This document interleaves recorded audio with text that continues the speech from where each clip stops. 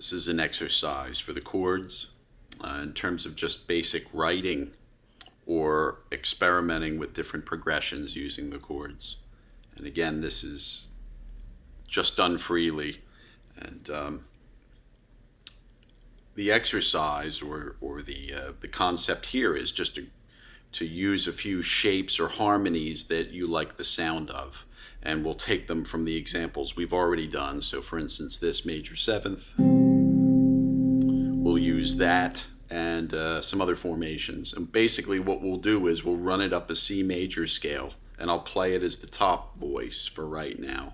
So C, D, E, F, G, A, B, and C. And we're just going to use the chord forms. We'll start with that C, and then this.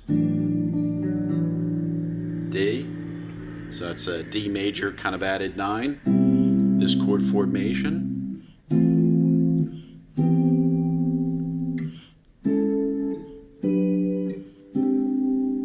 So that was just C major, D major, the D on top, C major over B with an E on top, F major with an F on top, and I could have done G major, or excuse me, A flat major with an A flat on top, or G on top, and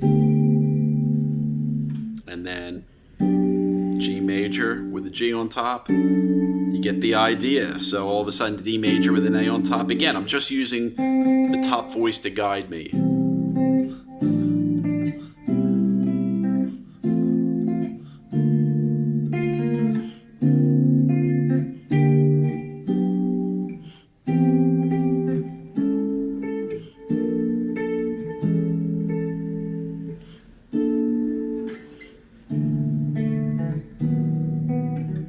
And I'll repeat here. I'll B major, then I'll go to C on top, make it an F major, make it a B flat major, B flat, E flat, D, E flat again.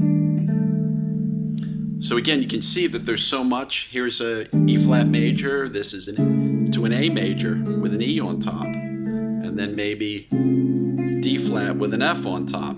The only guiding aspect of this is the scale. I could use that with I could do a B major. You could do any of the scales. It's a good way to get different chord progressions and to really utilize the power of the chord forms.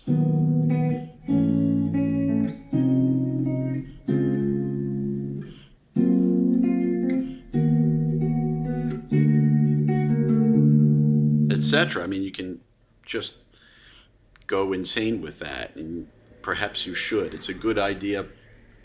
Again, through the string transference, do them on the top strings. I'll go downwards. For instance, I'll start on an E and maybe go down a C scale this way, using the 2, 3, 4. What is it? 1, 2, 1, 3, 4, 5. Apologies. So these chords.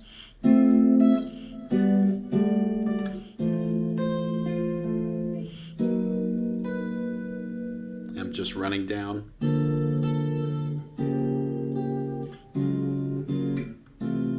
So that was just F major with an E on top. Maybe you get that F on top too. G flat, maybe with the F on top. Now I've got an F with an E on the top. And then I move downwards. Maybe an A flat major would be nice there, or a G major. And this is an F major with the voice exchange that we did earlier. And then from there I went B major. So that's kind of unusual, but it works nicely. And a C major, and then B major. And for the A in the melody, maybe an F. And then I think I did a B flat. And then I did a G minor 7 flat 5 with a G on top. And then I did a G flat major. And then an F major to cadence.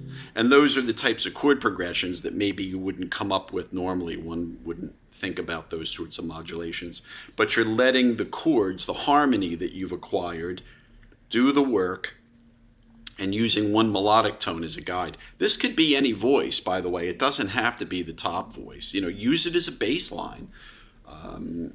for instance, I'll go back to the low ones, and maybe we do an A flat major scale up, and it doesn't matter. Maybe it's an inner voice. Maybe we can follow an F major here, and we can go, and we can use that as the inner voice. Very interesting stuff.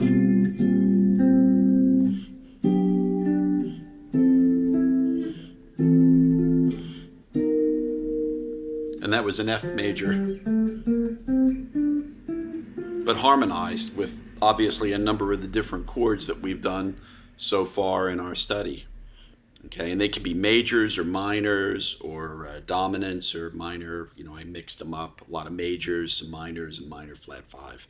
But ultimately, that's the idea, is to get used to a melodic tone and to playing the chords melodically. So you're acquiring these sounds, and we're using them melodically to write chord themes and to explore the harmony on the guitar. And that's just the beginning of it. We'll do much more as our study progresses.